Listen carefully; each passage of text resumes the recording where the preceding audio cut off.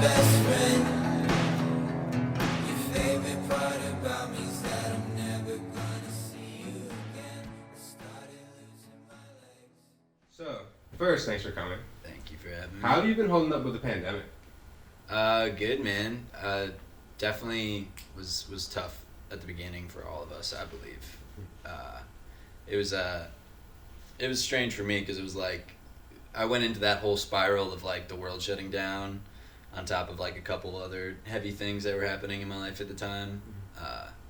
Like my mom had breast cancer and shit. Like literally the day of her chemotherapy was the day they were like, the world is basically ending, or everyone felt that, you know. So at the very beginning, man, for months it was like I had to really play it safe, stay inside for like, you know, because I couldn't really, anyone with the health risk was like, you had to be super cautious about it. So it was I don't know, I'm doing good.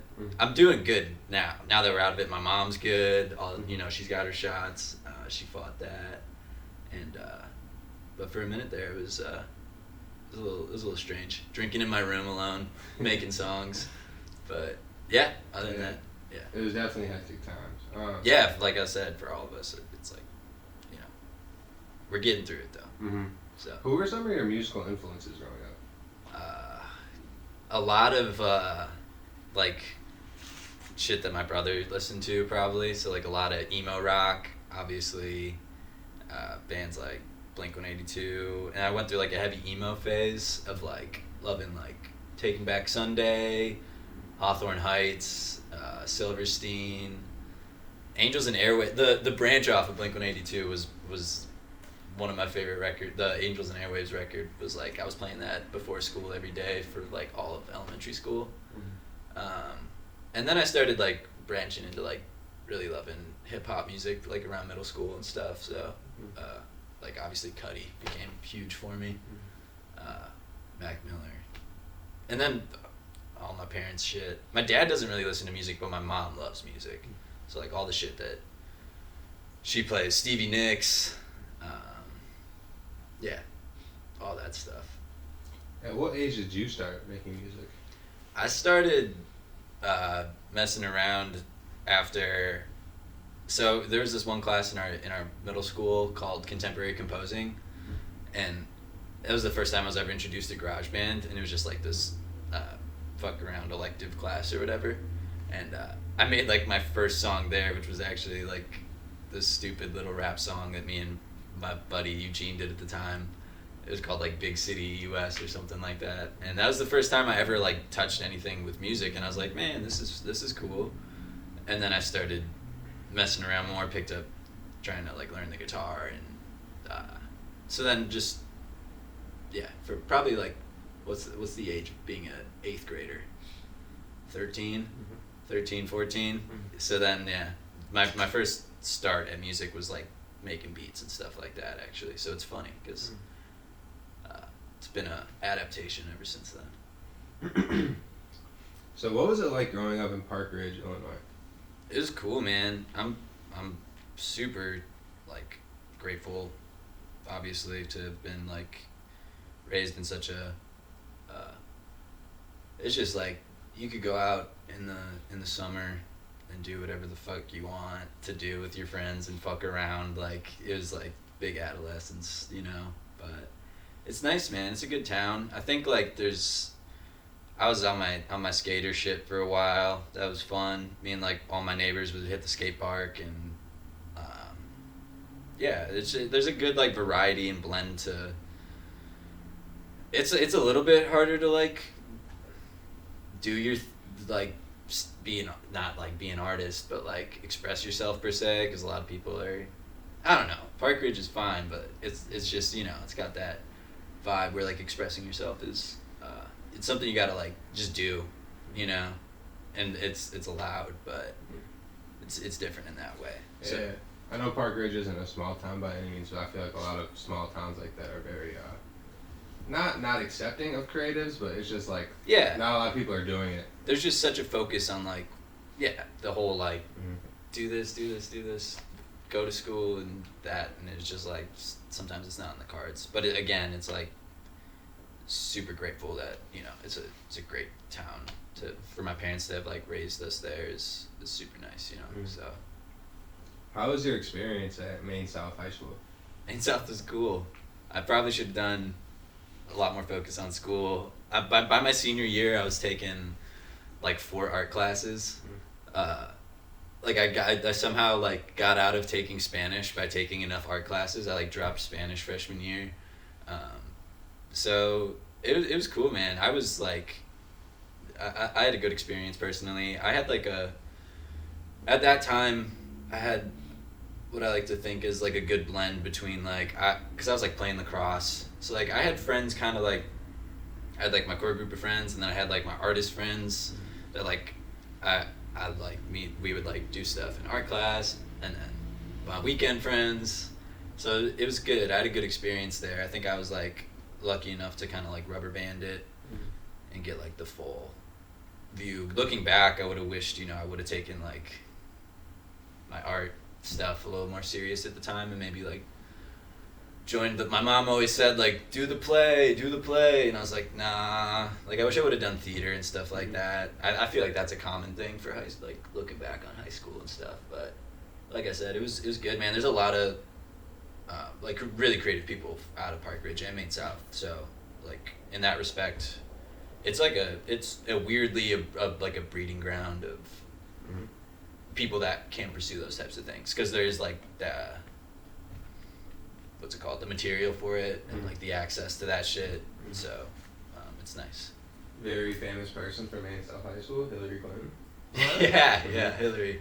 I used to work at the local Park Ridge theater, and when she came back for her the Pickwick Theater, shout out to Pickwick, they had her come back for like a little interview Q&A, and I got to take a picture with her, so it was funny. So how did you come up with the name Joyfriend? Joyfriend was it kind of was just one of those things that was like always in the back of my head as I was pursuing like one of my old projects, and I was like, I should start a side project, and you know, Joyfriend was like just that name that was like in my head. I don't necessarily know when it came to me or how it did, but I was just like, that sounds cool, and like something I can express myself through. And then it, you know, kind of just flourished from there. Like I took it, and now I feel like it's just like adapting into what it is, you know. It's cool. So your brother is a musician as well. Yeah. What kind of role did he play in your life? Huge, man. It's like, as a big brother first and foremost, you know, is just like the most loving, inspiring, and hardworking person that I probably could have ever like studied from, you know.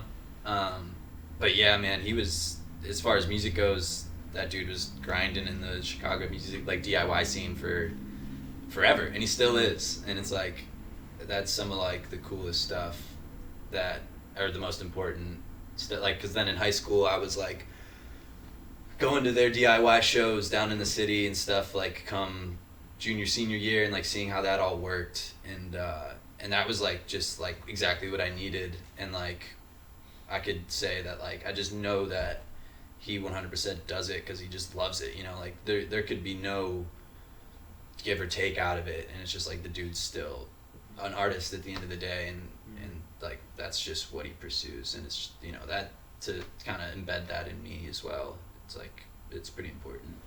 So so you grew up in Illinois, but you spent a lot of time in Wisconsin. What kind of things would like you be doing up there? So my uncle had a cabin way up north up there in Boulder Junction, and it like at first was just like a big vacation spot to go up to every summer, and just enjoy the North Woods. But then like as we grow older, you just start to like obviously really take time when you're like, at least for me, I like start taking my surroundings in pretty heavily, and it's just really peaceful, man. It's like up north is something different, you know, from the everyday life of whatever you're doing. And then so as we got older and stuff, we'd go up, and obviously then I'm making music and stuff, and it kind of becomes this more like creative whim, you know, like you just, when you're in those spaces and you feel like your head's cleared, things happen, And so like going up to Wisconsin for me, for some reason, it just like, yeah, it has that effect on me. Just that area, I feel like there's like a magic to it. I don't like to like put too much on it, because then it feels like I could only get shit done if I'm like inspired by something, which that's what it takes. But yeah, up there has been, it's like sacred, you know. It's just peaceful and stuff. So So last year you released an EP called Dogfight. It even landed on our top 50 Chicago projects list. Can you tell me about the creation process of that EP?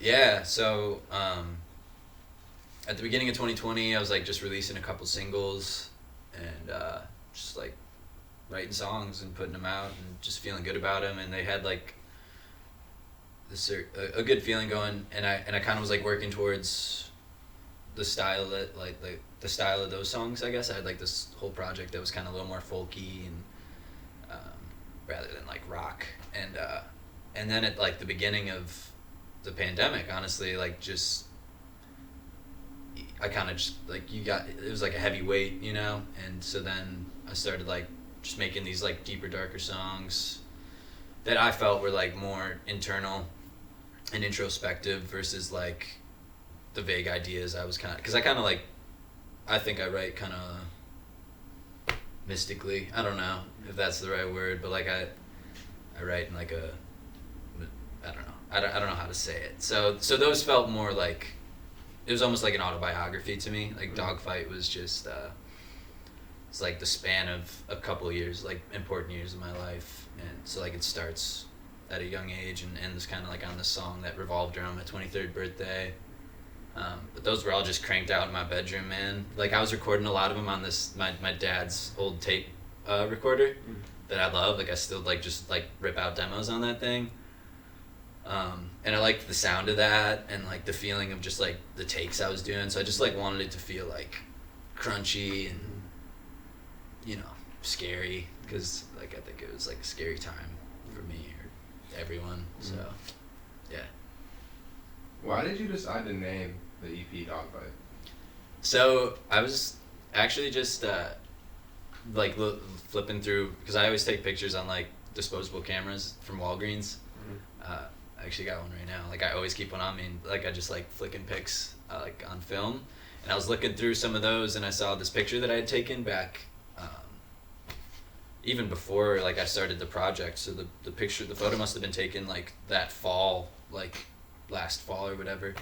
And I found it and I was just like, whoa, that's like really cool. Like I just really liked the simplicity of it and the color, and like it just looked like there was emotion there. And like I just like pinned it up. I literally pinned it up one night when I was like writing some of the songs, and I was like, Dogfight. I was like, that's it. Like, and then I wrote that song, like that opener self-titled track, which was just, it was weird, man. It was like, it just one of those moments that you feel like, okay, this is it. Like this is where you're going now.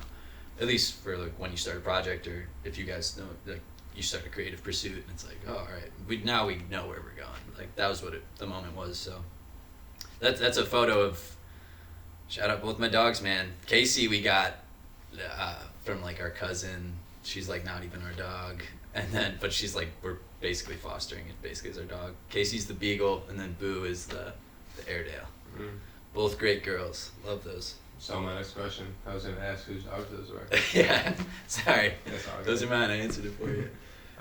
So what are you working on currently? A lot. I'm really excited, man. I got a lot of songs that I've been working towards. I was just in Wisconsin, like doing a lot of cabin recording again. That was just an Airbnb, because like we don't have that place that I was talking about earlier, my uncle's place, anymore. So like I just went up there just because like I like the energy it has. So I think this year will kind of be pretty similar to it'll look the same as last year. Kind of like working towards a couple of singles, and then dare I say, you know, EP project, whatever. Probably like a small little batch of songs before, you know, the year ends for sure. Who are some artists that you want to work with in the future? Just like in general. That's a tough question. I really like, I don't know, I got a lot of like singer-songwriters that I just like, absolutely adore and admire. So it's tough, man, because like I don't know. I've always like had this really big dream of working with MGMT, like Andrew Van Wingarden, and that he's like just maybe like producing on a record. I don't know why. Like they have some of my favorite albums of all time. Congratulations is like one of my favorite albums of all time. Shit. The Smashing Pumpkins. No, I don't know. Yeah, I don't know. Whoever, man, I'm down to work. Whoever wants to work with me, I guess. So. And the last question I have for you is, where do you see yourself in 5 years?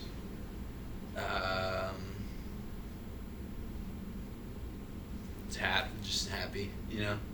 Hopefully, being like sharing love and still doing what I'm doing now, and just taking my ideas and putting them somewhere, and hoping that I'm in this like sort of moving,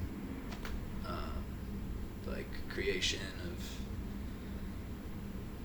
whatever I'm pursuing. I can't really put a finger on it. I just know that like I'm really happy right now, at least, or I've reached a point that I'm like super happy and I feel confident in what I'm doing, and my identity is like as strong as ever.